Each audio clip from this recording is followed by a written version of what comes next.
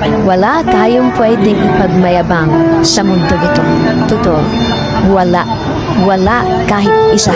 Dahil lahat ng meron tayo ay hindi galing sa sarili nating lakas. Lahat ng bagay ay galing sa Diyos. Ang ating buhay, ang lakas natin araw-araw, talento mo, ang karunungan mo, ang kalusugan natin, lahat yan ay galing sa Diyos. Meron man tayong dapat ipagmalaki, hindi yung sarili natin, kundi yung kabutihan at ang kadakilaan ng Diyos sa buhay natin. Dahil sa totoo lang, tayo bilang tao wala talagang magagawa kung wala siya. Kaya wag puro sarili lang.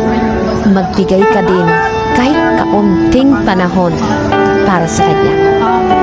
Para sa ating may likha.